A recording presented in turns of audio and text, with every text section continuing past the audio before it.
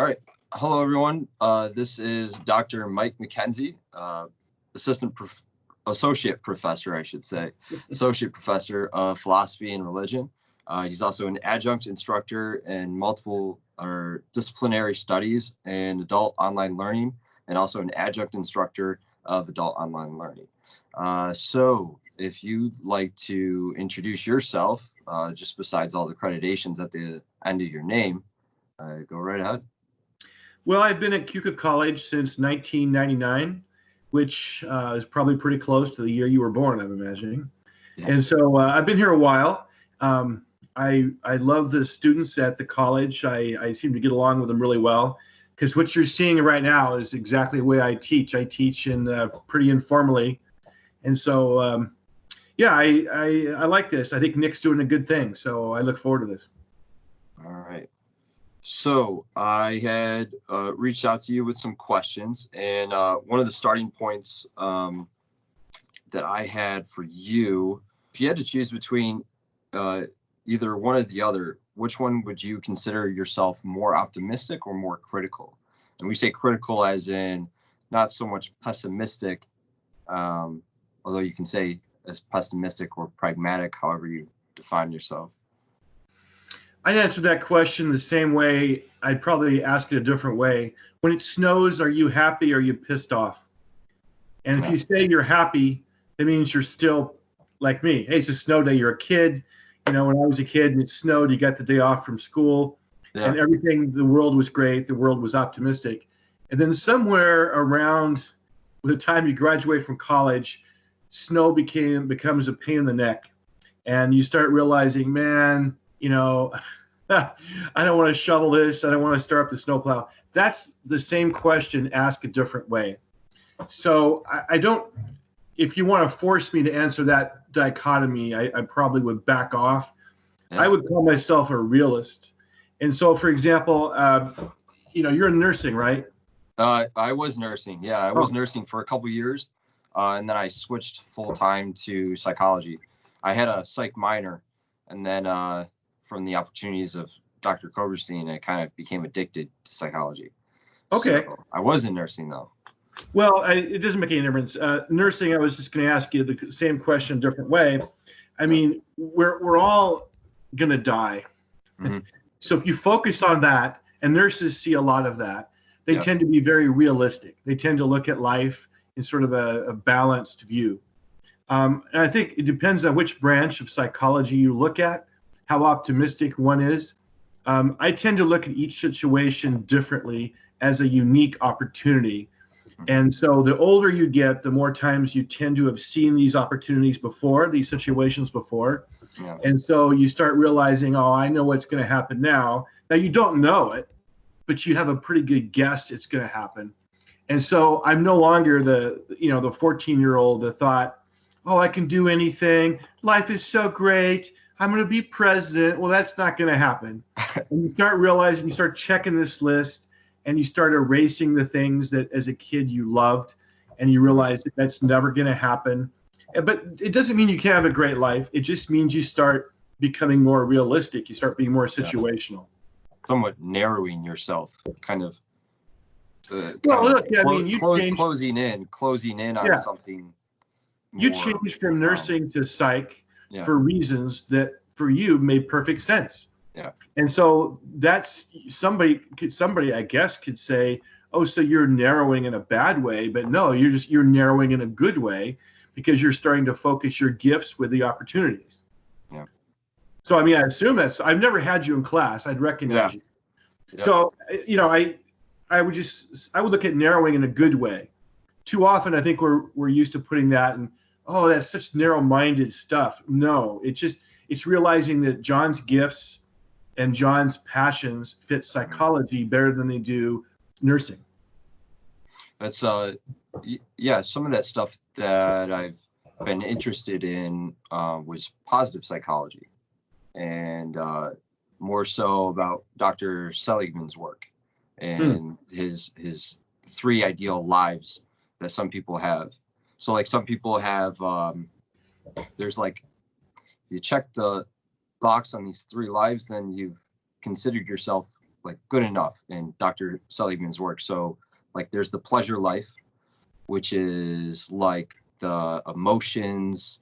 If something goes great, you kind of think this just like fame, right? So they're high on emotion, and that's the pleasure life, gaining the most pleasure.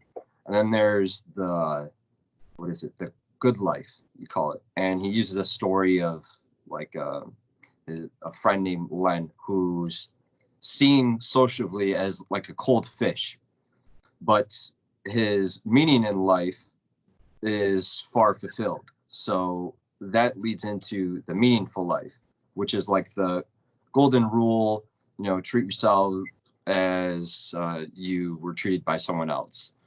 And that's somewhat similar to treating yourself as someone that you would like to treat for. And so that was kind of a different look on that. But that's what I've been really interested in, is that meaning. And that's, people call me optimistic.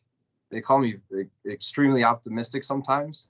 But like, if you look at life and you're saying you're going to die, okay, like I'm interested in also like game theory.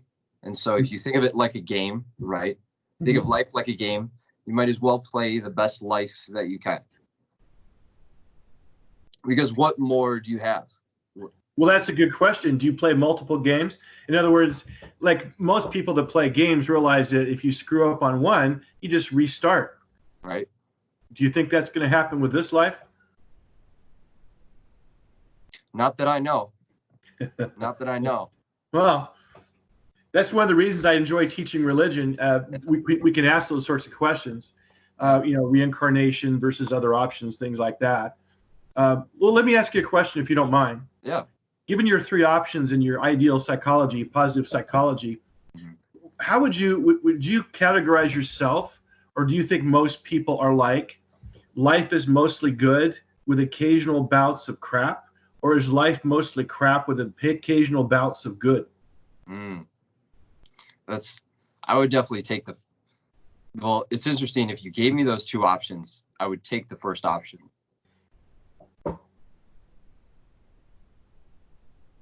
But then I would also want to place a third option, which is saying that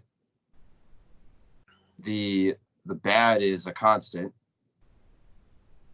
Like it's going to be a constant. There is going to be a time and point where it happens, kind of like seasonally. So like there's another, I can't think of his name off the top of my head. But he has this analogy about seasons. And so there's a constant winter that you were talking about earlier, right? And there's going to be a summer at some point. And so I would say it's similarly to option 2, but in a sense that the bad is going to be constant, and your entire purpose is going to be to trump that bad, to triumph that bad. So you see yourself as overcoming, that one of your goals or missions in life is to overcome bad? Yeah. Yep. Okay. Yep. Right. What would you say your option would be? Which one? Well, it's to recognize the degrees of badness, and sometimes you avoid it. Yeah. One of the things you sort of need to know is like, when I was a kid, let me just quick story. I used to trap animals, long time ago. And so the whole idea with that is you're trying to deceive animals into thinking everything's okay. And then, pretty soon they're caught and they realize it's too late. Well, if you look at how good analogy that is, if you look at our life like that, it's like if your friend comes to you and said, hey, John, let's go down to the bar. I'll drive. And you can tell the guy's drunk. Now, that to me seems like a trap. You say, well, wait a minute. I don't think we ought to do that. How about if I drive? Or let's try. And so you start recognizing, the older you get, hopefully the wiser you get, the better you are at recognizing this is something I can avoid. This is a bad I can avoid. Now, there is a rush in going right up to the line, Hmm. but don't cross the line. That's Now, like, go ahead. yeah. Well, I was just going to say that's somewhat of like the Union shadow of like going to that line, but never crossing it, because Yeah. once you cross that line, man, you can go to dark place. Like you could, Yeah. you could be a serial killer or something, Well, like, yeah, that's okay. like the I was outlier thinking of more like that. shoplifting, but yeah, okay. Yeah. Yeah. Yeah, I mean, there's like everybody wants to be Thelma and Louise right up to the point where the car leaves the canyon, and then it's too late. You're sort of stuck. And so everybody likes driving fast. Well, most people do, but nobody wants to, take their car over the Grand Canyon, but they want to go right up to the Grand Canyon. Yeah. So if you were to ask me the same question I asked you, I said experiencing badness, I agree with you, is a part of life. Avoiding known traps and pitfalls is also a part of life. And you should become better at that the older you get and the wiser you get. Yeah. You should. I'm not saying you always. Yeah. You should. You should learn from the experience. Yeah. Yes. Yeah. That's like a lot of things with relationships, like you just gotta have that experience to build up that knowledge. Same thing with school. I mean, you just have to have that experience to build that knowledge. So going to the next point, have you ever tried any techniques such as writing down something good that happens each day, or kind of a positive affirmation to help yourself create a more positive mindset? Maybe when I was 12. Yeah. I'm sorry. Those seem to me to be to have a use. But when I saw that, I go, I don't have time for this. I'm not going to write down stuff. I think mentally, yes. There's a number of movies and TV shows where the good guy or the good girl, they take mental pictures of their significant others. And now that is the same thing you're talking about without the writing down in a notebook. To me, I just don't have time for that. I need to make deliberate time to take a mental picture of something. I do that, but notebooks, no. Yeah. You keep a little notebook? I see notebooks over there. I do. I make concept maps. I'm addicted to concept maps. Okay. And now I have used something like that. We called it something else. We drew little bubbles around things and joined them together. Mapping like that is fairly common. Those are useful for me in writing. Yeah. Which maybe like a journal. I don't know. Yeah. Yeah. Well, let me ask you a question. Yeah. Aristotle said the good life is a life that's lived by balance. If you are moderation in all things, that is the key that opens up the door to a good life. You buy that? Yeah. But you also have to lay out the outliers that could swipe that good life away. I mean, like say if you've had your balance, but all of a sudden you find out you have stage 4 cancer, and it's like, well, that's something I couldn't really control. I think that's a great point. Now my colleagues don't always agree with what I'm going to say now, but students seem to agree, and I'm convinced I'm right. I think that one's balance changes through life. So, for example, I don't know you, which is good, because that way nobody can accuse me of hidden information. Yeah. So I'm going back from my college experience. Yep. I was in a fraternity, major university, large university. The life I lived was a life that's, I would say, not really balanced. But I think in college, it's supposed to be that way. The life that you're living right now, hopefully, will not be the life you lead when you're 30, 40. So I think that I agree with you that your balance changes as you go through life. So, I mean, you call it point of time, call it things like that. Kind of epochs almost. What do you mean? Like Small, eras? Like eras? stages more so. Okay, yeah. Well, you used the example of cancer, which obviously that is a time thing. It happens in time. And so that is just like I was telling you, what might seem foolish before the diagnosis seems perfectly appropriate afterwards. And I think that's Aristotle would say, yes, what's good on Tuesday may not be good on Friday. It depends. You have to be able to evaluate the context in the moment. Yeah, in the time frame. Yes. But then, so were your parents pleased when you changed your major? That's interesting. First they were like, "What? Are you going to be a therapist?" It's like, no, I'm not. That's not what I want to do. Because I come from a long line of medical people. So like families of doctors and NPs. Yeah. So I was somewhat written to be into the nursing, and I have we do mission statements, and which I believe the Survive or Thrive class will do a mission statement and whatnot. And so mission statement that I've conjured up is to impact as many people as I can in a certain moment. So if I have the opportunity to impact as many lives as I can, I'm going to take that opportunity. And so when I came to college, I've always been around the medical field. I've always shown an interest in it. My senior year, I did a New Visions medical program. So I was pretty set on wanting to go into nursing and then go to med school. Like I was a very goal driven. So was my goal at the time.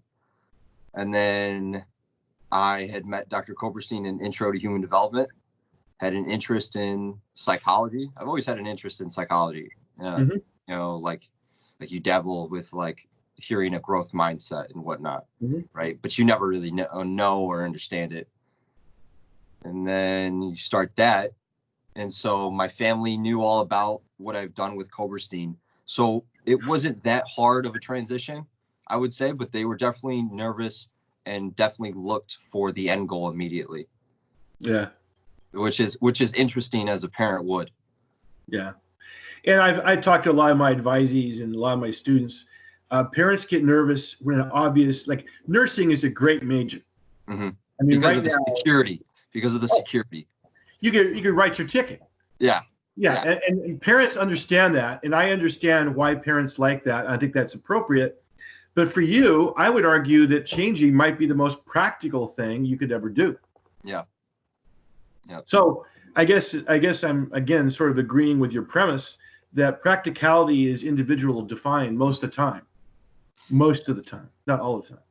Yeah, it's interesting that you point out to the individual, because like if we're talking about your Aristotle statement, you have to say that upon the individual, because if you're talking about a good life and a time frame, are you able to compare for the future? So are you able to look around you in your environment to your other peers? Yeah, ethics and results, ethics in life, ethics and morality, it's an art, not a science. Well, I guess they even call it the medical arts, as far as medicine. So Aristotle was perfectly comfortable, as am I, by saying you'll never know with 100% certainty what to do. Mm-hmm. But you'll know better often than not, you should do A instead of B or X instead of Y. That's like, it's like decision making. Like you're not doing a full analysis. So like if you're given a decision to make, or you're asked to make a decision, you have the opportunity to say yes or no in the decision, but you also have the opportunity to not make the decision. So that's a third option. Mm-hmm. And not making the decision, looking at risk cost, not making the decision you may be worse off than to actually make the decision. We could also modify the choice, right? Yeah. In other words, if a friend comes over and he wants to go for a drive for 2 hours and your parents say no, you say, how about 15 minutes? They go, okay. So in other words, there's other options out there that might be appropriate. And you have to, and not just you, we have to be able to live with ambiguity. Ambiguity being you don't really know for sure what's going to happen. You just want to put the odds the best you can in your favor. Mm-hmm. You want to increase that probability. That's right. For good outcomes.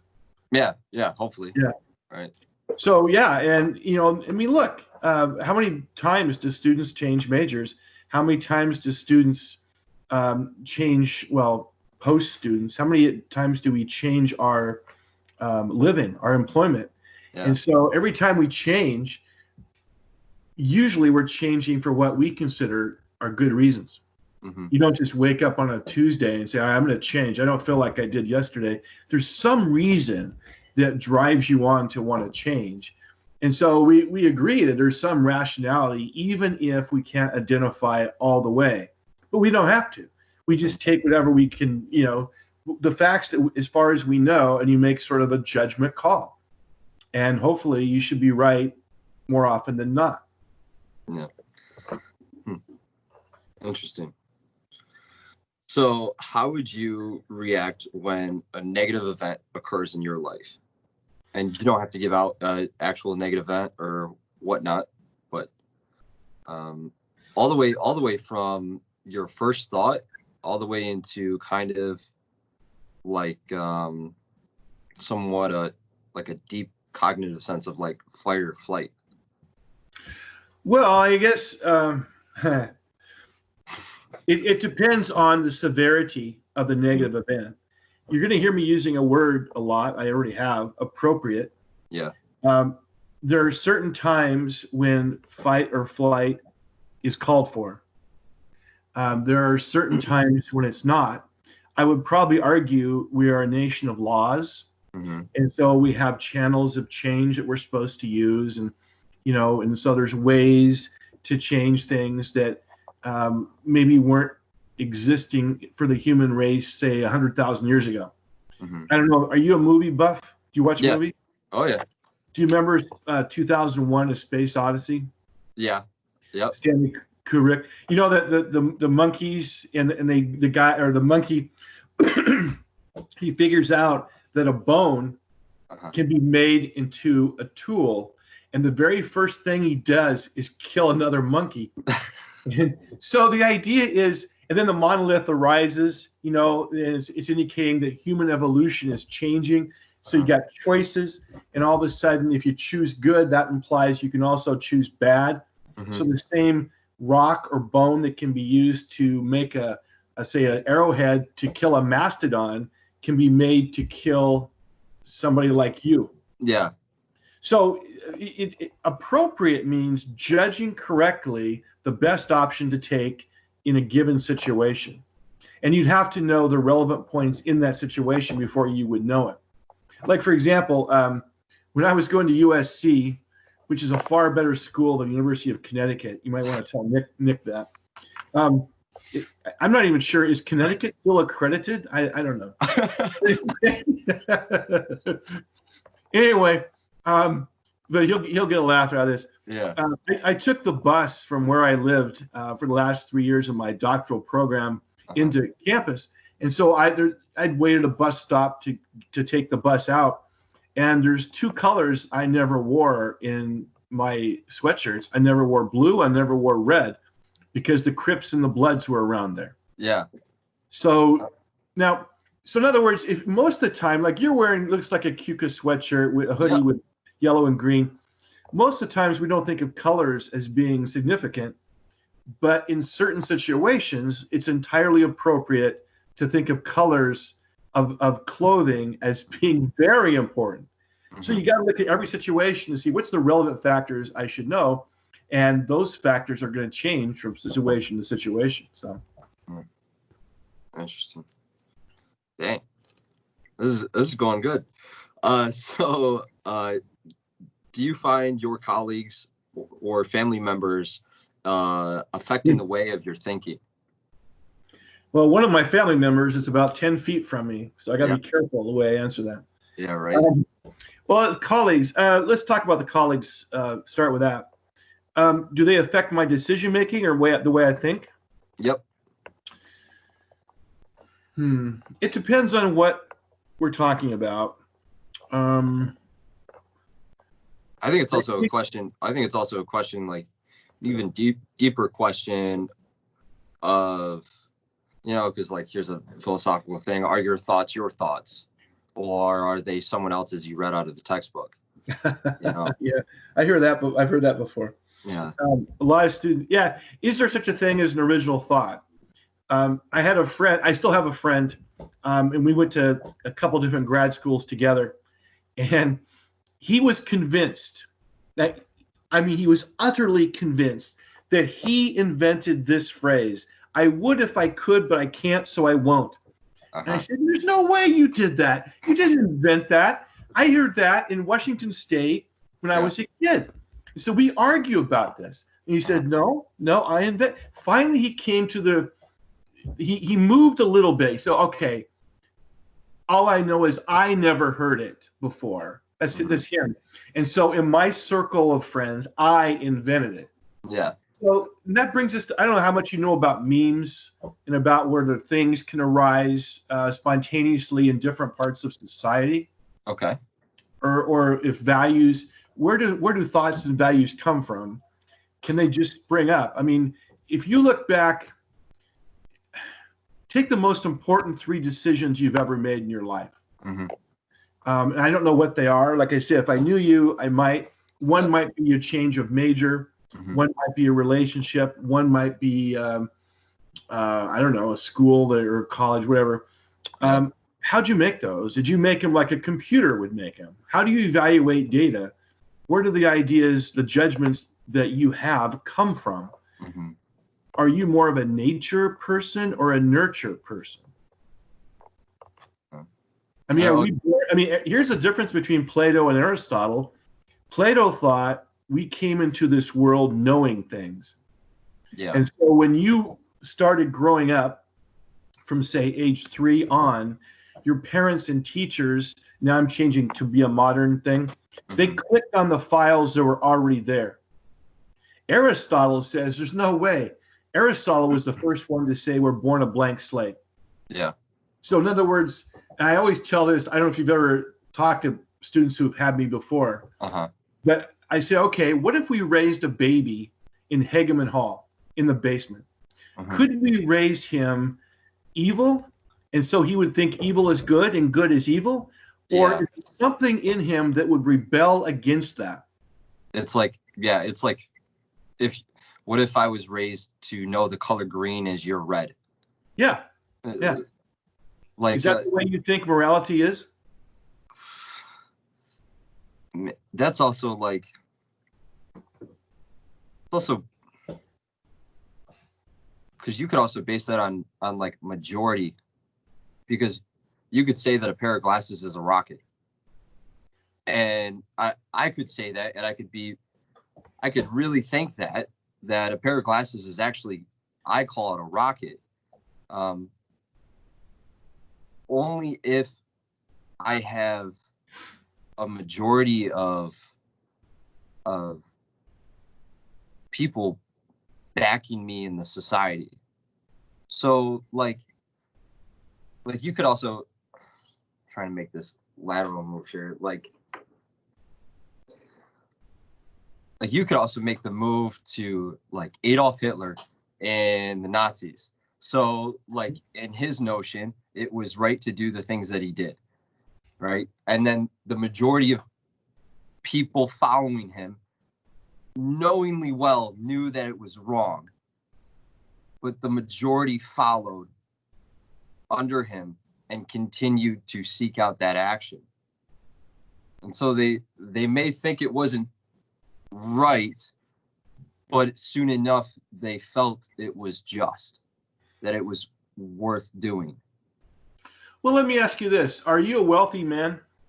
Nope. I'm a middle class. Well, that depends on who you compare it to. Could you use $1,000? Could I use $1,000 right now? Yeah. I could save it. So I could give you, if I offered you $1,000 to take a baseball bat to Copperstein's car, would you do it? Nobody would ever know. If nobody would ever know? No, because you obviously like him. He's never going to suspect you.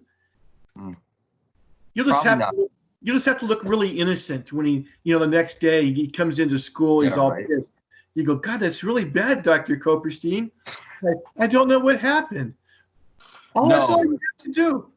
The future implications of that lie is not worth $1,000. So it's the money. You need more money. Is that what you're saying?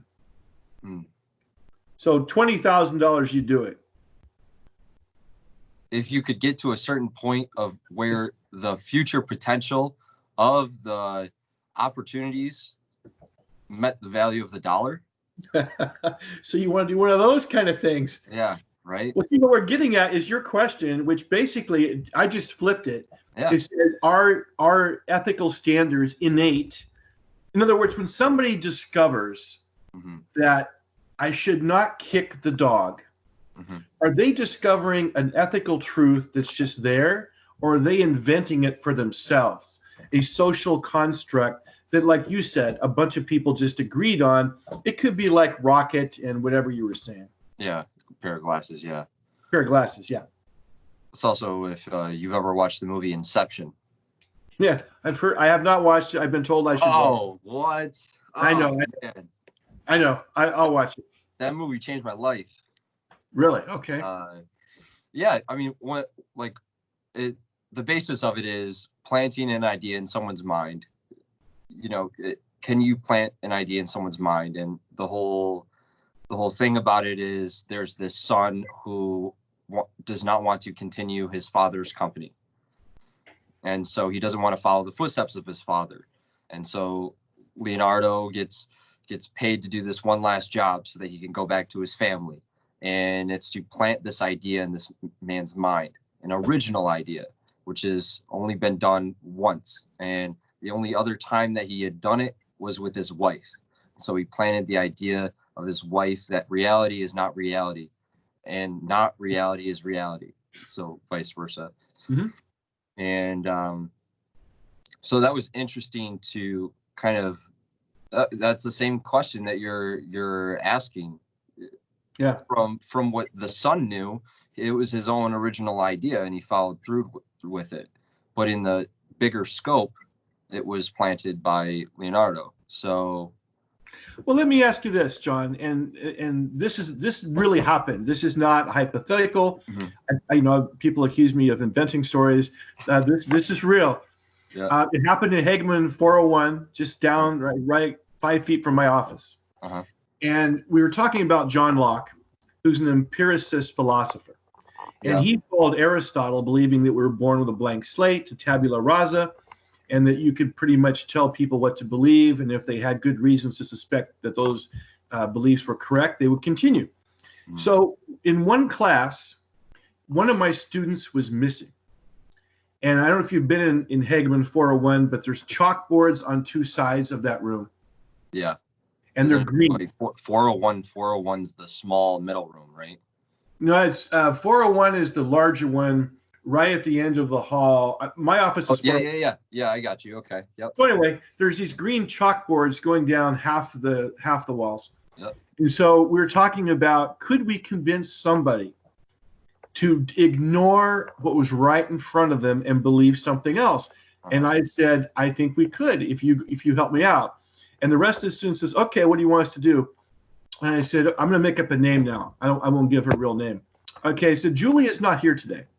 She will be here on Friday. I guarantee it. When she does, I'm going to convince her, or try to convince her, these are not green chalkboards, they're black. All you have to do is back me up in a way that's believable. Don't go overboard. Don't go, oh, yes, Julie, he's right. You just got to do it like you normally would. Can you do that? And they said, yeah, we can do it. So sure enough, Friday comes along, and I worked the conversation over. I said, Julie, it's just as certain as that board is black.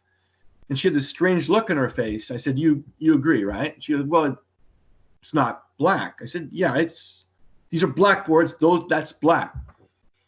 And at first she tried to, just like, she looked around. She wanted confirmation that I was. Yeah. And one of her classmates, it was Oscar worthy performance. He looked at her and said, he's right, man. It's black. These are blackboards. What are you talking about? Just perfectly. And then she turned around and her reality was all of a sudden up for grabs. Yeah. Now, is ethics like that, where in other words, you were raised a certain way? I mean, I asked Copperstein about you. He says, oh, he's a great guy. He's a hard charger. So like that. So I'm going to assume you were raised in a upper middle class, good values, Yep. That kind of stuff. Is that where you got your values? Is it just one thing passed down from generation to generation, or did your parents discover what was already there? I would say it was. What do you mean by discovered what's already there? Like my values? The thing like with my temperament. Well, the thing with the car, and I offered you $1,000, which I upped it to $20,000, which it looks to me like you were considering it.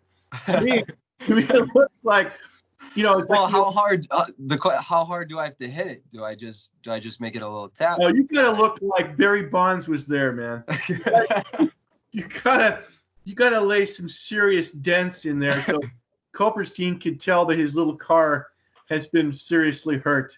Okay. Now, I've used this before in class, and they say, oh, we know what you're doing, McKenzie. And here's what we would do. Yes, I would. And they would take the money, and then they'd split it, and they'd keep half and give the other half to the car owner. To cover the share. So, but the idea is, could we tempt people to do bad things? And of course, we do that all the time.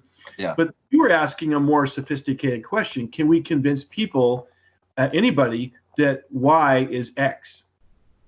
See, like if I gave you the $20,000 offer and you go, God, I really could use 20 grand. Mm-hmm.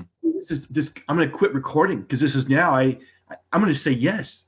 Yeah. Right. And so you say, Dr. McKenzie, the recording thing is not working now. I'm going to shut it down. And so we shut it down and you go, hell yes, let's do that. Are you serious? I said, John, a cashier's check will be in your box. And here's where Copperstein parks. He has this little house. You go there. He's going to be away at the opera. I know where it is. I know where it is. Yeah, that blue van. That blue van with Yukon stamp. You're part of his cult. I can tell. So in other words, that's just a sort of a quid pro quo. And so you would sneak over there and do it. But even as you did it, you would feel bad. Yeah. But see, that lady, that Julie in my class, she was ready to change realities. In other words, to change from thinking, oh, hitting Nick's car is bad, to hitting Nick's car is good. Yeah. Now, there's been literature that's played around with that. George Orwell's 1984, where you can negatively condition people to flip sides. That's a high schoolish way, but is that where values come from? Are they just things we pick up like clothes going through life, or are they something in us? Or is it something that's in us that's manipulated? And so it's like Yeah. Did you ever watch The Box with Cameron Diaz?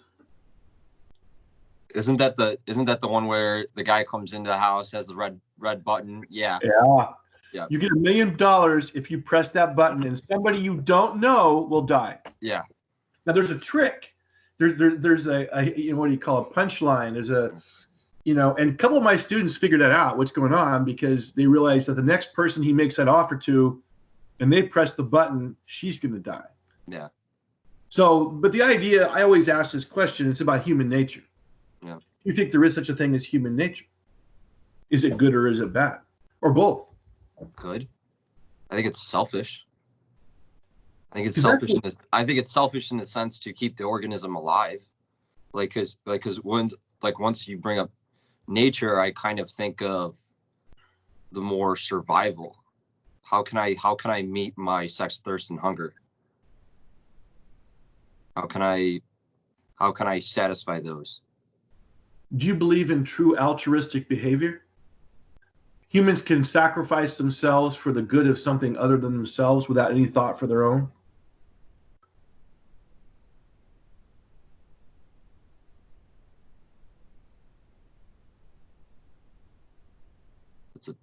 My camera didn't freeze. I promise you. I'm Well, thinking. I know what's going on. You know,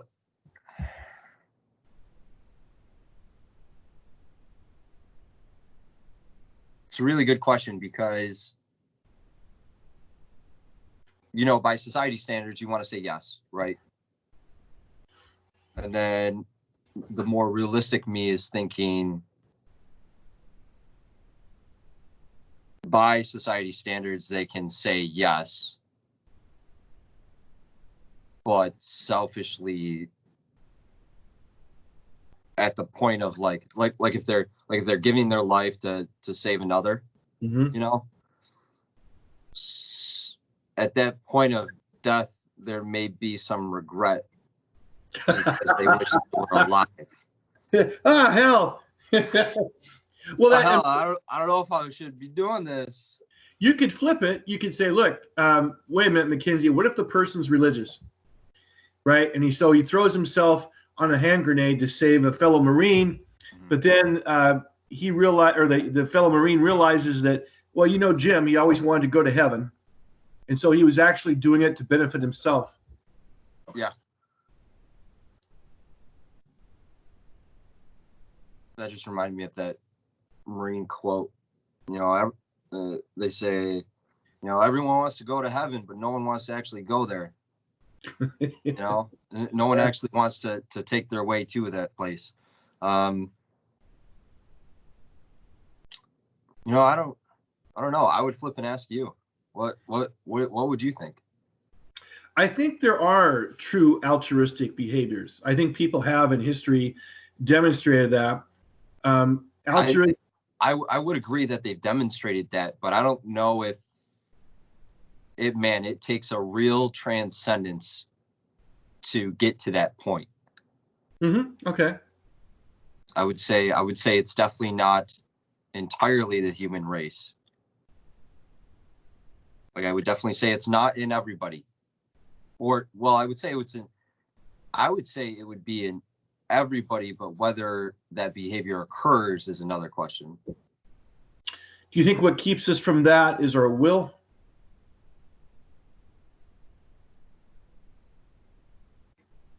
I think what keeps us from that is more of a biological, like keeping the organism alive factor. More like deep down in the limbic, deep down. Yeah. Well, now, first of all, I'm looking at the clock, yep. And I know there's 15 minutes left or whatever. Oh, we can keep going. So you're okay with the way this conversation is going? Oh yeah. Okay. Yeah. Well, there's this evolutionary biologist named Paul Shepard, mm-hmm. and he's passed away, but he wrote a series of books, and basically he says that humanity lives to be in the Pleistocene era, the Pleistocene epoch, in which humankind lived much closer to nature. And ever since then, we've been moving away from that, and now we face a crisis. And so we invent things like football, war, to simulate what was for ancient man an everyday activity, where you're constantly pitted in life-changing and life-altering and perhaps life-threatening events. Do you think his basic thesis is right? In other words, because I've noticed several times you're very erudite, by the way, you're very well-spoken, but you use natural a lot, biological reasons a lot. Is mankind 100% a summation of his biological makeup? You ever watch Breaking Bad? Yep. Do you remember the time it's a flash? That's the right answer, of course. Exactly the right answer. But there's that scene, it's a flashback, and Walt White is a young professor talking to this woman TA that will later become the wife of his partner. And they're adding up all the elements of the human body. And they're writing, and Walt's up there on the blackboard, the chalkboard, and he's writing down all the how much carbon, how much iron, and they come to 99 point. Oh, there you go. Oh, it's all good. Okay, still good? Yeah. Yeah, I just got a random phone call popped up. You're good. Oh, okay. So anyway, they come down like 98.7%, and they couldn't figure out where the last 1.25% was. And the girl says, maybe that's the soul. Is there a non-material part to human beings?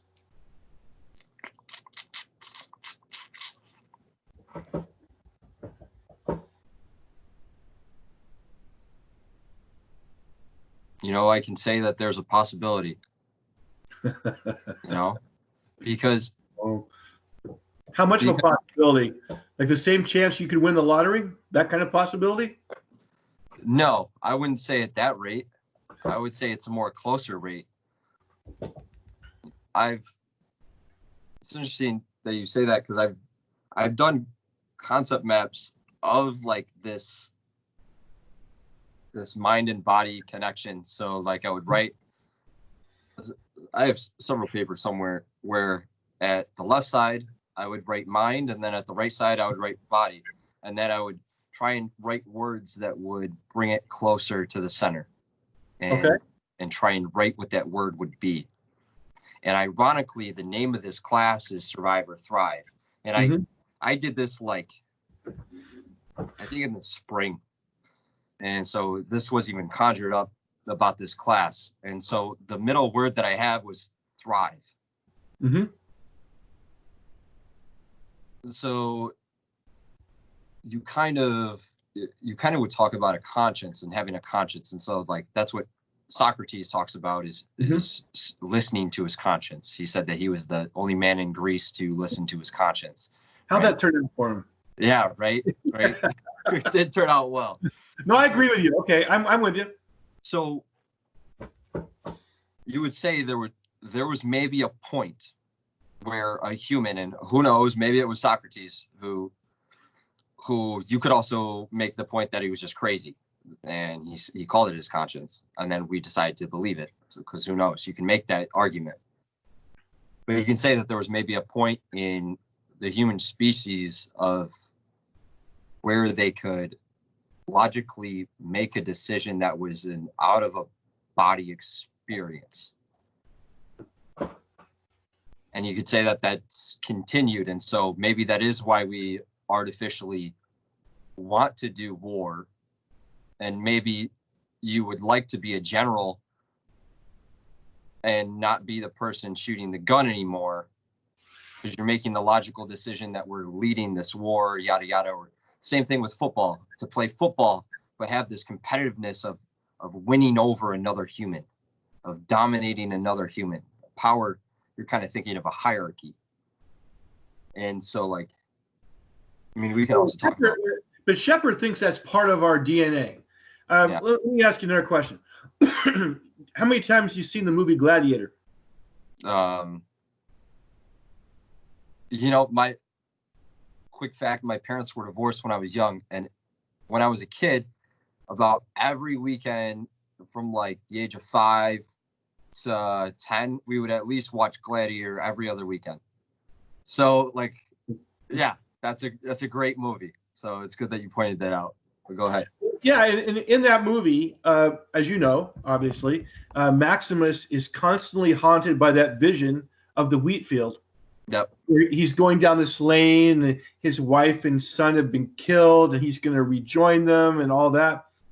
The movie implies that there is some sort of an afterlife. That there's some greater place. Another reality other than our biological makeup. Would you say a life without suffering? It could be. But let me ask you this. If it's without suffering, if you let's say you pass away, and God forbid, but you pass away, and so you go to this beautiful place. It's perfect. You see all the people that have gone before, except for a few. You say, wait a minute, where's Jerry? Jerry's my good friend. And somebody comes up to you and says, well, he didn't come here. Well, where'd he go? And you end up discovering he went to a bad place. Mm-hmm. Now, if that's true, I would argue that you're suffering. You're suffering right then, because he was your friend. I don't know. Interesting. That's a good point. Anyway, but if you want to cover those questions you have written down, you can do that too. Yeah. I was just gonna say something. You were talking about Gladiator. Yeah. Oh well. Oh well. Okay. So, what are your thoughts on a sense of belonging? And this is more to, there's a lot of research, and I looked at some of the literature on sense of belonging. One of my good friends, Andy Champagne, did some work with Dr. Koberstein on sense of belonging. It's one of the main reasons why we started the living learning communities, and having an institutional bond. So I want to discuss your thoughts on sense of belonging and its importance for students. Oh, it's huge. It's absolutely huge. I don't think going through life alone is extremely difficult. Life alone is difficult, or life by itself is difficult. Going through alone is really, really hard. And Aristotle, again, I keep going back to him. He's the one that said we are zoon politikon, which is translated a political animal. But for a Greek, political did not mean Republican or Democrat. It meant part of the polis, the Greek city-state.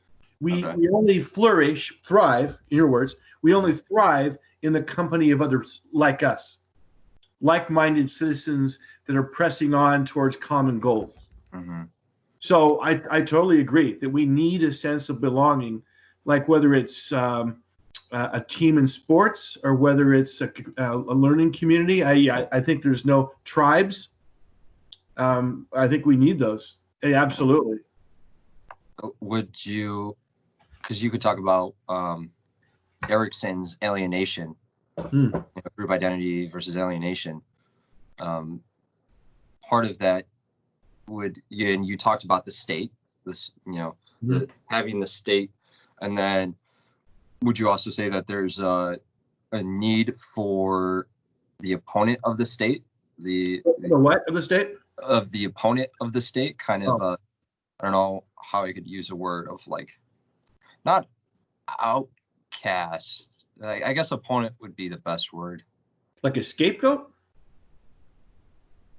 Kind of something to keep the state in check. Oh, I see. Well, the Roman satirist Juvenal was the one that came up with this question: who guards the guarders? Yeah. Who watches over the watchers?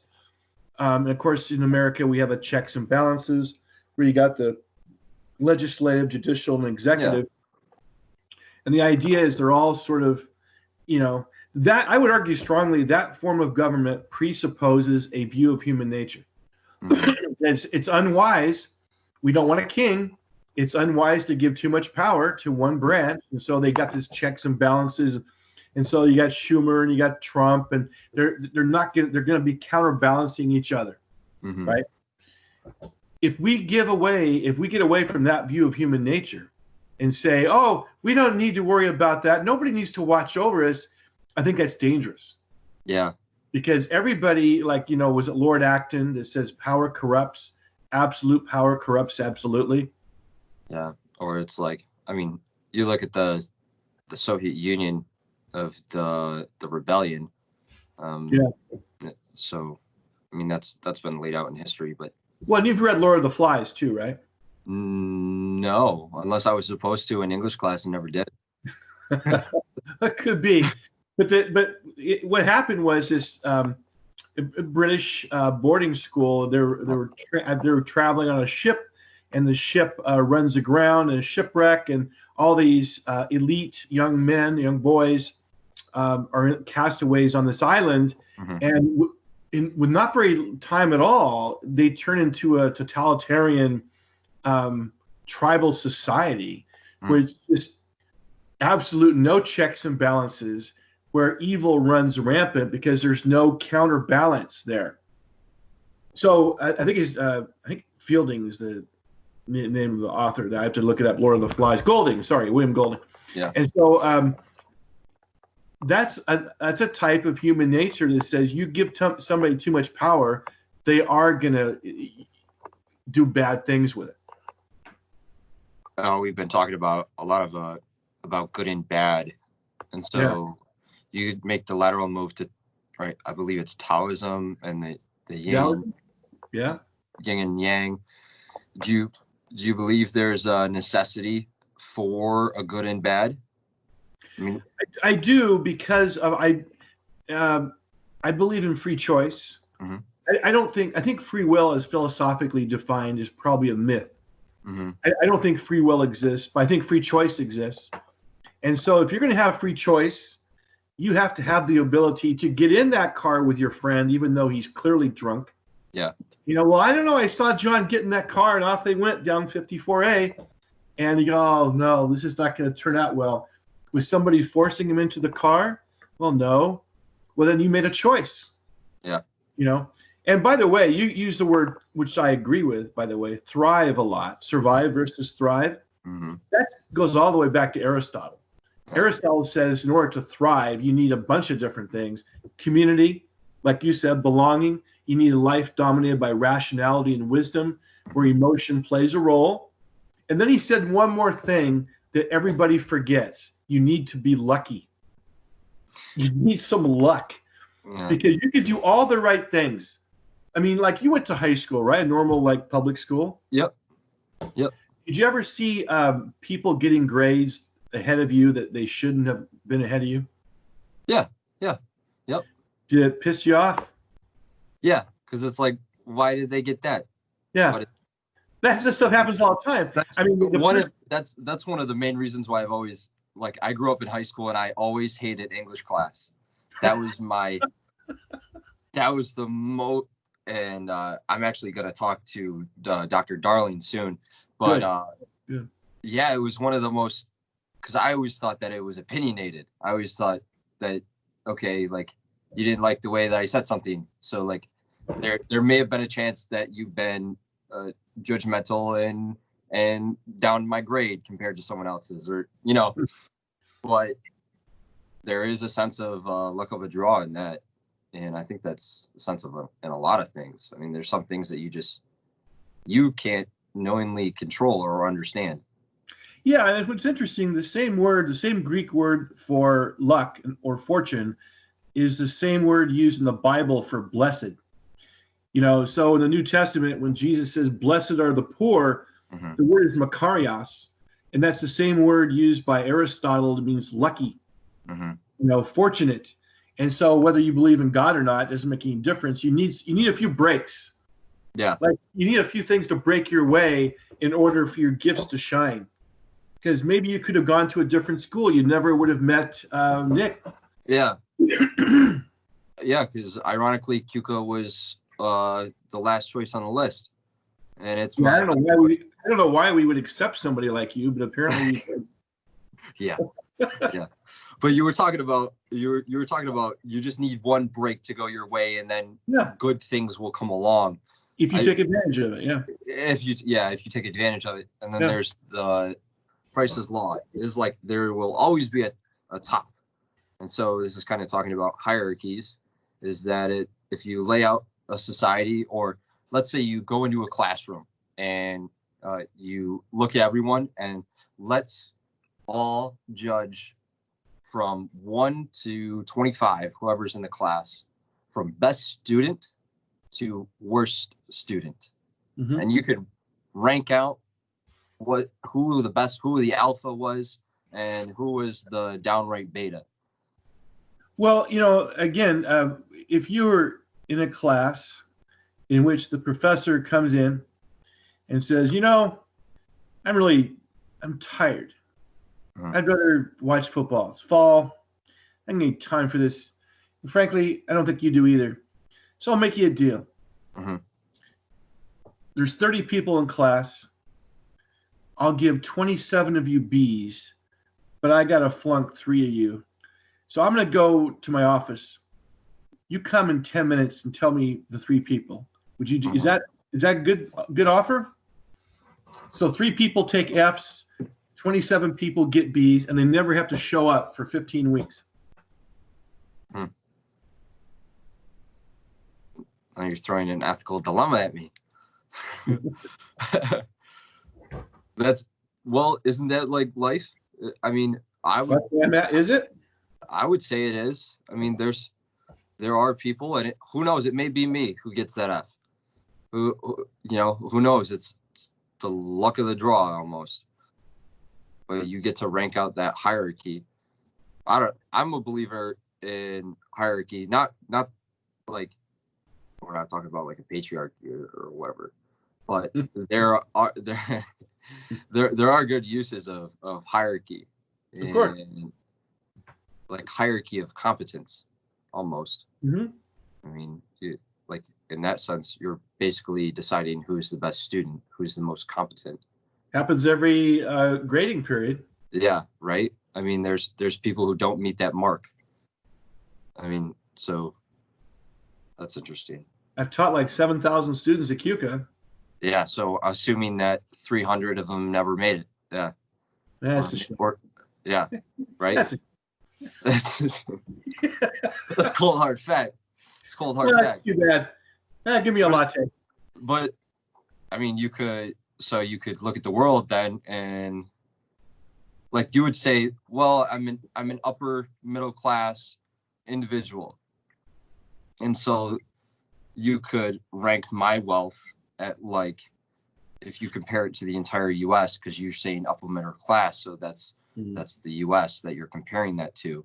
Then you look at the entire world, and so you bring that scope out, and you say, well, you're at like less than 1%. Like you're pretty freaking wealthy. So it seems like every topic that we're touching on it's what construct are you defining? Yeah, and where do we get those constructs? Yeah. Well, I mean, look, do you change majors? To me, that indicate. I mean, the ones as you described it, as little as I know about you, you went from a practical, obvious road to security to an open, little risky, but more liberating possibility. Yeah, a more I would say meaningful route, a measurable, meaningful route. Do you take money less seriously than your parents? No,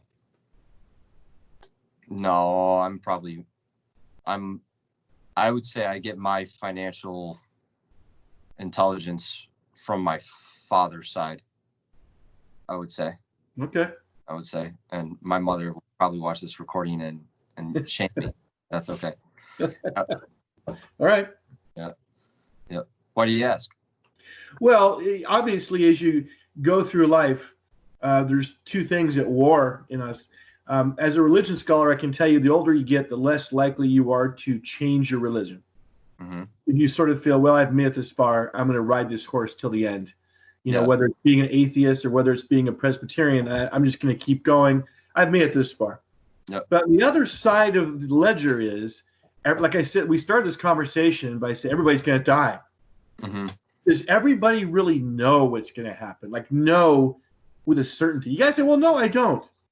And so there's that little sliver of uncertainty that, do you want to say, well, you know what? I'm going to take a safety. I think I'm going to put some insurance on the chips here. And just in case,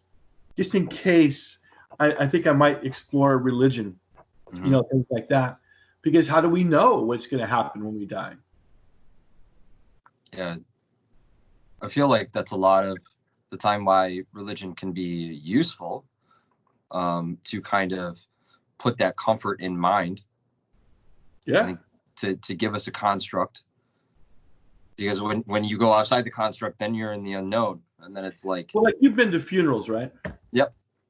I mean, can you imagine going to a funeral and somebody stands up there and says, well, Jim died. He's being eaten by worms right now, and that's it. I'd be like, what? This is all a bunch of shit. This is horrible. I mean, in other words, there's certain times when it would be extremely difficult to say that, even if they believed it. Mm-hmm. Because like you said, there has to be hope. Without hope, then you're sort of, this existence becomes cruel. It can become cruel. So whether that hope comes in, you're the one that mentioned Taoism, whether it comes in Christianity or Judaism or Islam or whatever, religion can offer hope to the unknown. Interesting. I know the way you're saying interesting. You're done. No. Okay. No. Keep going then. All right. Let's keep going. Now, we talk about an edge, right?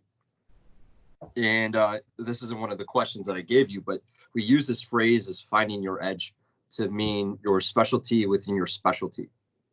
And I would like to know what you think your edge would be.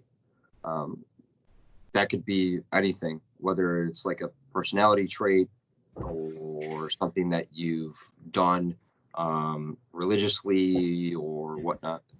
I probably have a very good ability to, when I hear an argument, to know exactly what the core of that argument is. In other words, I could ask you a question that's fairly complex, and you could give me a complex answer. I can identify the 3 key points in your response. So I have a good facility at juggling and evaluating data as I hear it, as I read it, and that really helps. And Nick would agree. I mean, if you're going to go on, I know that you said psych. I'm assuming if you're going to go on, and nobody stops with a BA or BS, so you're going to keep going. That skill, or is it a gift, is extremely important. And if you get to a certain level, it's essential. So I have that edge.